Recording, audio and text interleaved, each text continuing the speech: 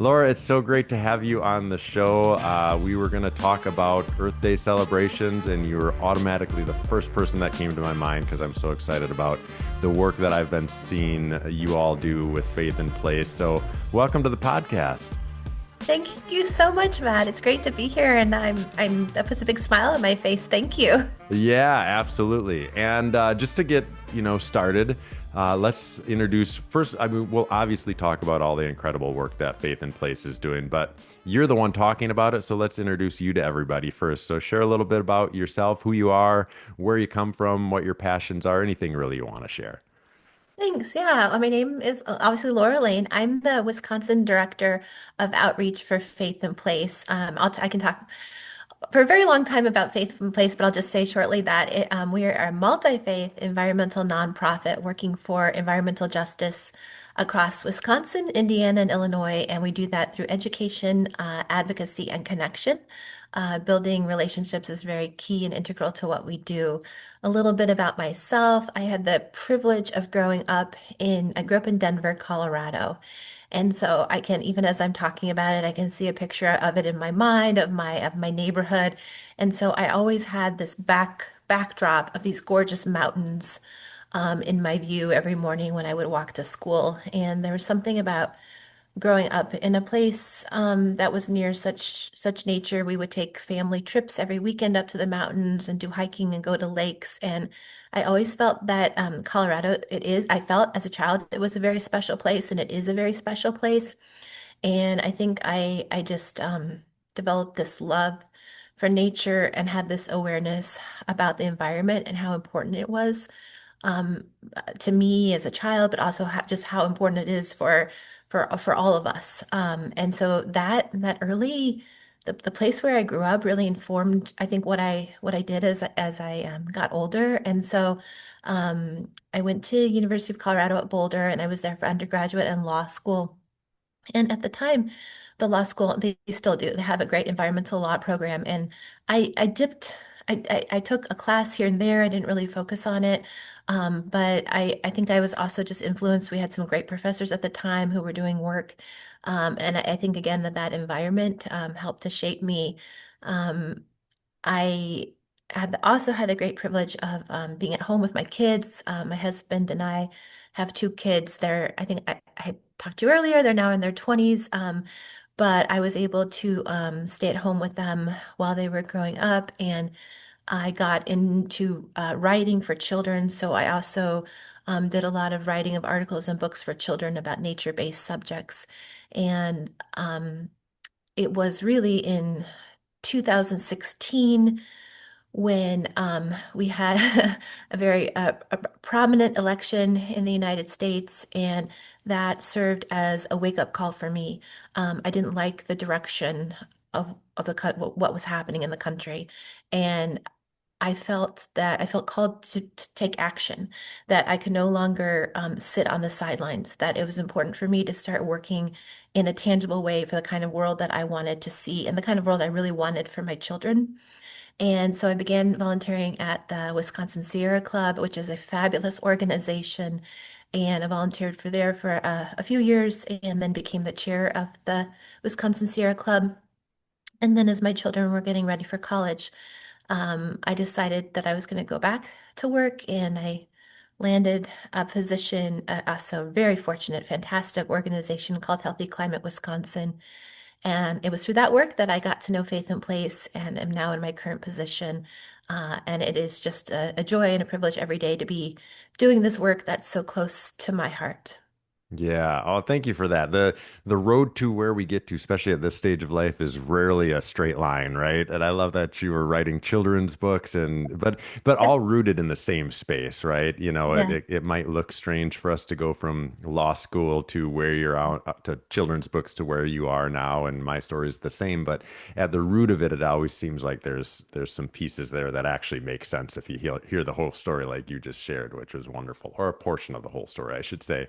Yeah, Now, it wasn't very linear, and it certainly bothered me when I was younger. Like, why don't I just have one clear path? But it's been like I feel in retrospect so grateful for it because I wound up in such a great place. Yes, yes, I would agree. I feel exactly the same way with where I ended up. That the road was not always straight, but the fact that it got me to where I am sure makes all of it worthwhile. That's for certain. Why, we in this really toxic political climate that we all live in America here. You hear so many things when it comes to the environment, when it comes to climate. I find myself in conversations sometimes that I'm just shocked at what I feel like I have to explain or talk about, because there are narratives that are all across the board, everything from there's no issues, we don't even have to worry about it, to the world's falling apart and we're lucky if it's still here next year. So as people who are people of faith and we work for organizations that are based in faith, why is this work so vital? Why is this environmental justice work so vital? Not just on in every way, shape, or form. So practically, but also spiritually. Well, I think practically the climate crisis is I think the British journal, medical journal, it's very prestigious, called The Lancet, named it the number one biggest public health threat for the 21st century, which is climate change. The science is clear. We're already experiencing the effects of climate change. In Wisconsin, we've got flooding, we've got extreme heat in the summers. We're just experiencing some of the hottest summers on record. We have the wildfire smoke, which all of us have been inhaling the past couple of summers. Rise in insect-borne diseases, especially ticks and things like that. So we're already experiencing those effects, and we know that when we have a destabilized climate, that it hurts us, it hurts people, and it affects everyone, but it is very unfairly affects those who are our most vulnerable people, those who are doing the least to cause it. It affects them the most. And that is an issue of fairness and justice. And I believe that in addition, it's a public health threat, public health crisis. But at Faith in Place, it's also, we believe, a spiritual crisis. These issues are about how we treat one another, about how we treat the living world, about how we treat non-human creatures. And my values and my beliefs believe that, we need to start with love. We need to start with justice. It's very unjust for utility corporations, for example, to target putting coal plants and new methane gas plants in communities of color and lower socioeconomic communities that are already struggling under the twin burdens of racism and poverty. And it's not right. It's unjust. It's morally wrong. We know that renewable energy is better for people. It's better for the planet. It's better for our pocketbooks. It is the cheapest form of energy right now. It is healthier. It's better for our planet. And we need to take care of our home. Our planet sustains life. And I'm a mom. I want my children, burning fossil fuels puts a lot of toxic chemicals in the air and in our waterways. As a mom, I want my children to breathe clean air and I want them to have clean water. And not only my children, but I want every child to have clean air and clean water. So, climate change, it affects our health, but it also affects, like, how are we treating one another? There's a lot of things right now that are baked into the system. If you look at the way that we're making energy decisions in Wisconsin, there's a lot of injustice and unfairness. And frankly, a lot of people don't really understand how energy decisions are made in Wisconsin. And these decisions affect every one of us. Every time we hear that a utility is going to raise their rates, or we hear that a utility CEO and executive is making a massive salary while people in Milwaukee are struggling under some of the highest energy burden in the country. These things are not right. They're wrong. And so it's also about how we are sort of ordering ourselves and about the systems that we're creating. Um, so that Yeah. that that's kind of how I think about it. Yeah, you so well spoken. The way you connected the environment to all sorts of justice is, I mean, that's exactly what we're talking about here. And I think a lot of times people think of environmental justice and the thought is just that we're taking care of creation, which I would say that's enough. Like to me, if that's all it was, that's enough. But you're right, like the systems of oppression that are underneath this are wildly toxic. And if you follow what's happening in our state, in our country, to see how this is so oppressive to, people of color, people of a lower income, lower socioeconomic situation. It's shocking, and almost feels. I'm convinced that it is somewhat targeted. And we both have children who are just moving up into their adulthood, and I remember when I was in my early 20s. You didn't have that stable career, that stable ability to overcome some of these things like maybe we do now. And I'm watching especially my oldest, who's married now, and as we were talking before we hit record, is having a child. It's a whole nother conversation when we talk about environmental justice. But to watch them, just get so frustrated when their energy prices raise, because for them, for me, if my energy price would raise astronomically $100 a month, I would be okay. I'm going to make it. I'm almost 50 years old. My career is fairly established, but my kids, who they're just getting into their adulthood, that's a big deal, and it's a big deal to a lot of people. It's even $100 a month is a big deal to me as well. But it's not just about the money. It's about that we, again, going back to having a grandchild, it's about, and you talking about your children, it's about how do we create and sustain this planet in a way that helps create and sustain our children and our grandchildren, our great grandchildren, and all of that. And I'm so excited to have connected with you and others like the Local Institute, and just really doing our part at Wisconsin Faith Voices for Justice to make sure that we're engaging in this work as well. So with that said, I'm fairly new to Faith in Place. I learned about Faith in Place when you reached out and we sat down and had coffee together, and it was so wonderful. So why don't you, for anybody who doesn't know what Faith in Place is, or maybe somebody who's just not, well versed in it as maybe they will be after this podcast, share a little bit about Faith in Place and the work that you're doing here in Wisconsin. Oh yeah, I'd love to. So I think I said earlier, so we are multi-faith. It's very important to say multi-faith organization. We are not just a Christian-based organization. We're multi-faith, and we welcome people of all faith traditions and also people of spirituality. You don't necessarily have to be attached to a formal religion to engage with Faith in Place and the work that we're doing. It's basically anyone who believes, as we do, that there isn't that the climate crisis there is a spiritual crisis and who wants to help. And so I love telling this story. So we work in Wisconsin, Indiana, and Illinois, but we were founded, it's about 27 years ago right now in 1999. And I tell this story and I think it's a true story. My boss told it to me, and I kind of took it and run with it. And so, in 1999 in Chicago, there's a Unitarian minister. Her name is Claire Butterfield. And actually, I met Claire several months ago, and I said, "I've been telling this story," and she said, "Yeah, that's good. Keep telling it." So I have her official permission. So Claire and a colleague were standing at a Xerox machine in Chicago back in the day, and they were talking about what's the best way to change the world. And Claire was really saying and really arguing that the best way to change the world is small groups of people taking action together. And so Faith in Place was born of that idea. And it started in the Chicago and then grew more out in Illinois with creating climate action teams, or we call them green teams, at houses of worship. And what we found was that having groups of people come together, it built a lot of civic trust. And when people take action together and they start taking action together, it starts to create this like beautiful snowball where you might start where maybe you have a green team at a house of worship that plants, let's say, a garden or maybe does a recycling program. But then as people get active together, they get more engaged. It's sort of like you can move them up the ladder of engagement. So they begin doing things that are outside of the house of worship. They become more active in their communities.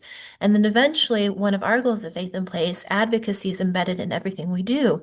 So we are also trying to mobilize people to take action at the state level. The reason for that is we have system level problems. You and I can do everything we can possibly do. We can have pollinator gardens, we can recycle, but we are trapped in systems that aren't allowing us to make the changes that we need. Like we need a rapid, just transition to renewable energy. So as people became more active in their houses of worship and then in their communities, they start to think more about system level action. And those are things like attending lobby days or meeting with their legislators or showing up at a public hearing before the Wisconsin Public Service Commission and testifying or submitting written comments. And so it's this wonderful progression. And it starts with that team that was formed, Houses of Worship. So we were founded in Illinois, and then a couple of years ago, we had the exciting opportunity to expand into Indiana and Wisconsin. So we've only been in Indiana and Wisconsin for a few years now. So we're building and we're growing. Our goal, as I said, for Wisconsin is a just transition to 100% renewable energy. And Indiana has similar things they're working toward.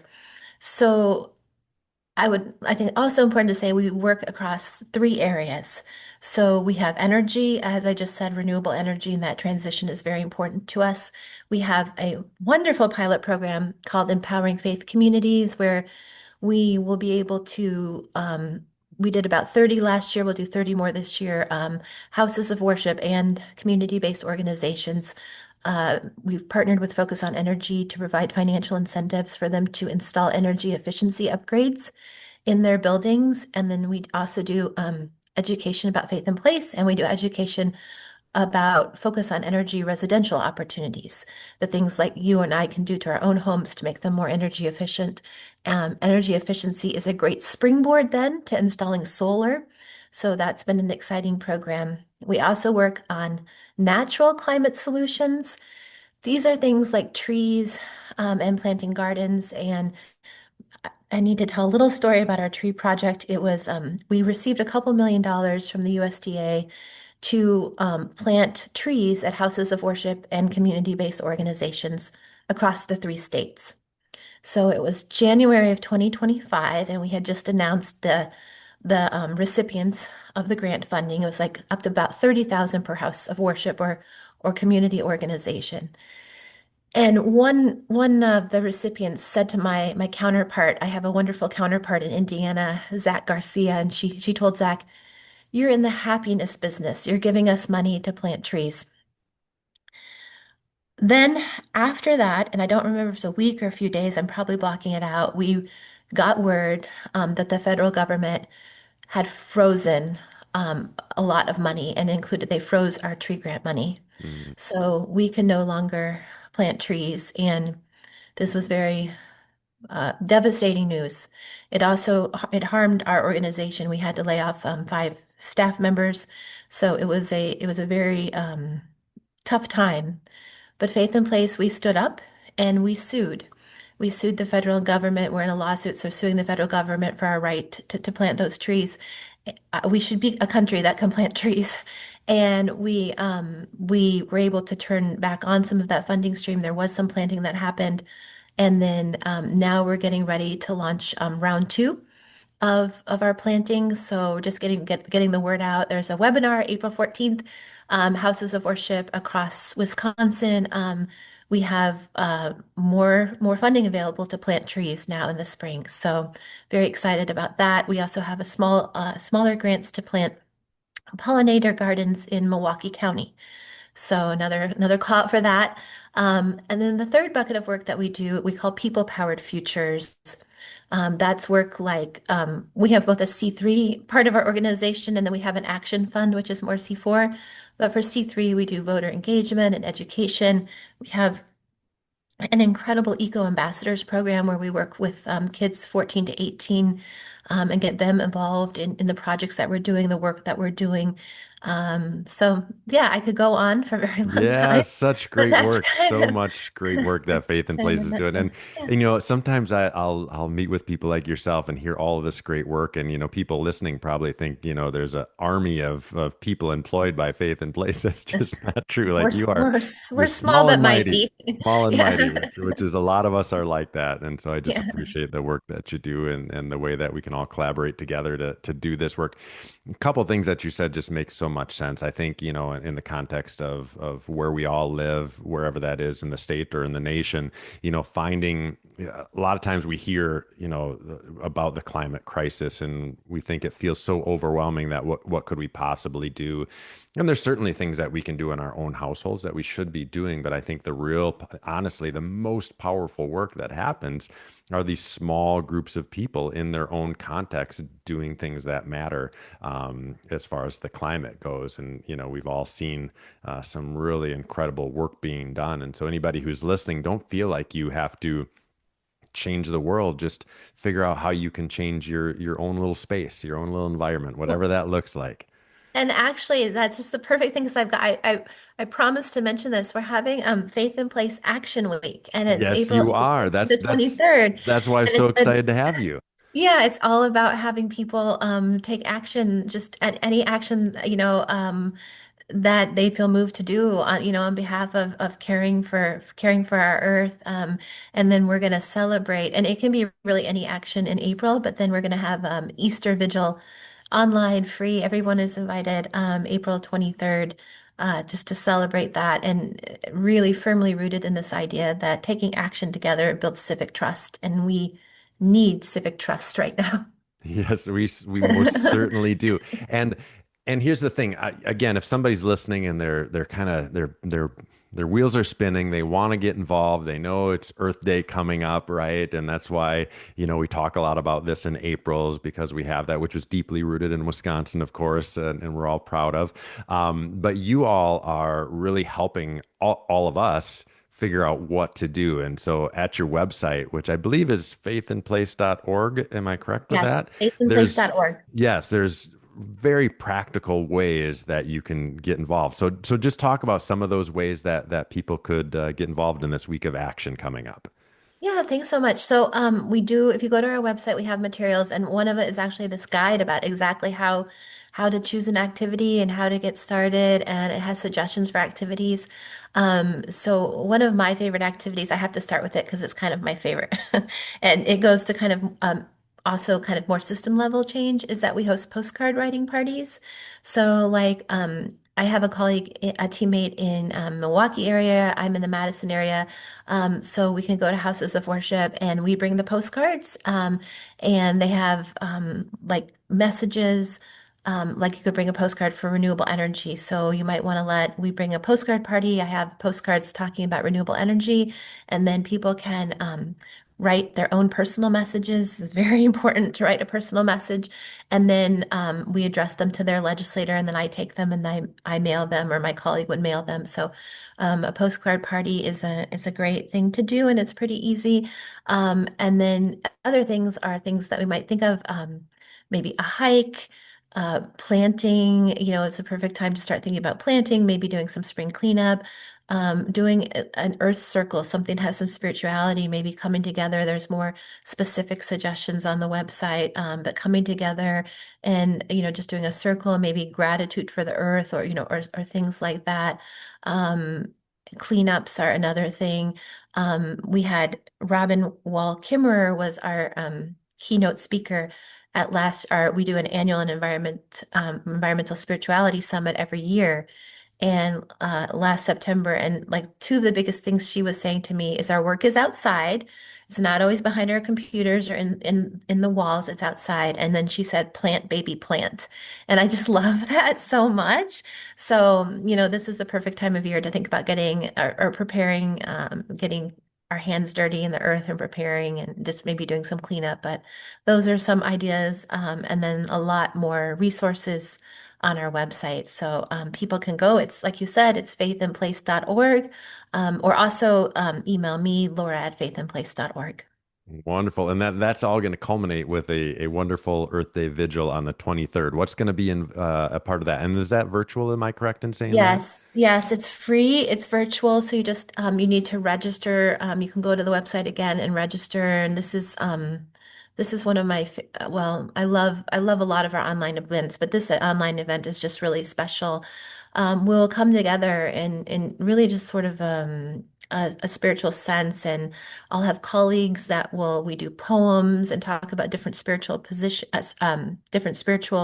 practices, and it's really just about honoring the earth, honoring our home, honoring living in harmony with each other, and then also, we're not just this isn't a planet of just humans. Also, living in harmony with non-human creatures, and with nature. So it's really just there'll be storytelling. Sometimes we have poems, spiritual, just sharing of different spiritual practices. It's beautiful. I found it, I attended my first one last year. I found it very, very moving. It's very inclusive. Like I said, you don't have to be a certain religion. It's just for anyone who wants to come and celebrate with us and celebrate the beautiful planet that we have and how we can take care of it. That is so wonderful. So, and we'll have all that information on our website as well. We're going to be pointing everybody to this week of action and also to the Earth Day Vigil because we're so thankful for the work that you're doing in this way. And yeah, I love that keeping it so simple of, just start by planting. Just plant something. Not maybe yet because we're still in April here, but like you said, start preparing and some of that work, getting some trees in the ground, doing some meaningful planting work, and then figure out, as organizations that work with congregations, figure out what your congregation can do. I mean, I've met so many wonderful people who, the way that they serve God through their congregation is by tending the garden that they've all created together. There's also great ways to do gardens in places where people are struggling in poverty. It's a great way to connect people with their source as well there, which we've done in other ways. What are other things that I mean, I love that we take time each year to really hyper focus, on the earth and environmental justice. But there's a part of me that hates it as well because I don't want us to just focus on it in April. I want to make sure that we're doing this ongoing throughout the year all the time. And so once we're all going to get involved with the week of action, we're all going to come to the Earth Day Vigil. When we get past the vigil, what do we need to be doing in our own personal life and in our congregation life to make sure that we're making this a habit? I think, well, that's so funny that you said that because one of the things I was thinking is I have a house of worship. It's Middleton Community Church. And so it's in Middleton, Wisconsin, it's very close to me. And they are having something on April 25th. And the title is Earth Day Every Day. And so it is this idea that Earth Day is every day. It's obviously not just 1 month or 1 week or 1 day. We need to, like with anything, consistently take care of each other and take care of our earth. And so, in terms of people getting involved and being active and, making it part of their everyday lives, I always have to go back to the thing that I think is so important. I'm always thinking in terms of system level changes. So this year in particular, and I know this really relates to a lot of work that you do, is an election year. And so I think that it's very important that we get out and we vote, and I can't say that enough, and that we become educated about about the things that are happening in our communities, and not just maybe something at the state or the federal level. I think it's really important to pay attention to what is happening right in our own local communities. So I would really encourage people to really tune in what's happening, what's going on in your own communities, what's going on in your own backyard, and who are the people that, would like to serve and would like to represent you. So I just have to say, and also today is April 7th, so there is an election going on today. So I just really encourage people. It's one of the most important things that we can do is to vote, but also not just vote. It's really paying attention to what's happening in our local communities and at the state and federal levels, because all three of those things are important. So staying informed, keeping an eye. Um, Faith in Place, we are keeping track of what's happening, especially at the state and federal levels. So you can also go on our website and join our action fund, and then we send out action alerts. So if there's a time like, hey, call your legislator or your state legislator, or call your federal legislator, or, write a quick comment, those types of things. Or, hey, would you have time to hop on a Zoom call and go testify before the Public Service Commission? We can, we offer like alerts that people can do.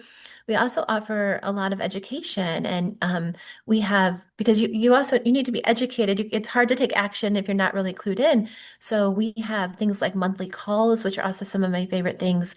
So every month we have free webinars across the three states where we have different topics, different speakers. Last year we had one on geothermal energy that was just fantastic. We've had another one on climate resilience. We just had a speaker who was at the EPA for years, and just sort of talking about the state of the climate. We had one of the Wisconsin climatologists on, so they're just really, I highly recommend them. They're very informative, and the format is we have an expert talk, but then we break out into groups and you can talk with people in your state. And sometimes we have people from different parts of the country. We've had different people who weren't in the Midwest who come from the South or the West, and then that's really fun.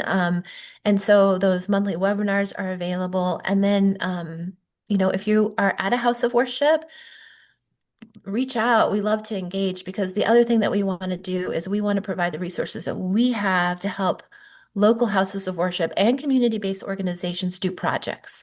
So if you have a project and a group of people, three or more people, let us know. We want to amplify the work. We want to support the work, whether, it's saying, hey, maybe we have some resources or we know another organization that does, or can we, put this on social media? Can we help promote this for you? All those different things we would love to do. Yes, and I know we're just getting into spring, so I hate talking about the fall already, but you have a big Yeah. conference, your annual conference coming up in September. Last Yeah. thing I'll make you share, I know I'm making you talk a lot about a lot of things, but I just Yeah. want to make sure that everybody gets the chance to mark their calendars for your conference coming up in September. So just share a little bit about that. It's our annual Environment and Spirituality Summit or event, and we do it every year. As I said, it's virtual, so I should say it's virtual. It's free. We have a keynote speaker, and then it's at the end of September. I don't the end We'll of the put date. it, it'll be on your Look at the website, dates. it'll be on Yeah, our website. So last just week in kind of September. Thank you. circle the end of September and keep it in the Yes, back of your and mind. I'm very excited. So last year we had Robin Wellkimmer, and this year we're having Bill McKibben. So very, very excited, thrilled. And then we'll have some other speakers as well. And it's just a very, I can't, it's a wonderful, I mean, I'm just so privileged to be a part of it. We have other speakers that come and we have interviews with those speakers, and then we have our keynote, and we have watch parties across the state for the keynote speakers. So last year we had a watch party in Madison. We were at the Madison Friends Meeting House. We had a watch party in Milwaukee at Solomon Community Temple. And so you can come and we have snacks and great food, and you can watch the speaker on the screen within your own community, and it's just a great event, a great time to come together, and it's to sustain us. The work that we're trying to do, limiting the climate crisis, trying to get fairer systems, trying to take care of our home, of our planet, is hard work. And when we have these events to sustain us, to take care of us, to feed our spirits, so that we can keep going. Yeah, well, thank you so much, Laura. I also want to let everybody know, just hop on the website just to get on the newsletter list as well. Yes. It's been so great and so informative just to get the regular emails that you send out so I can keep track of all the things that I want to be involved with and just to learn as well. It's a great space for that. So thank you so much for your time. I'm really looking forward to Action Week and the Earth Day Vigil. I encourage everybody listening to be involved in some way, shape, or form so that we can all work together to keep our planet healthy, to keep ourselves healthy, and to do our spiritual work, which is all about environmental justice. So thank you so much, Laura. Thank you, Matt. I had so much fun. Thank you so much.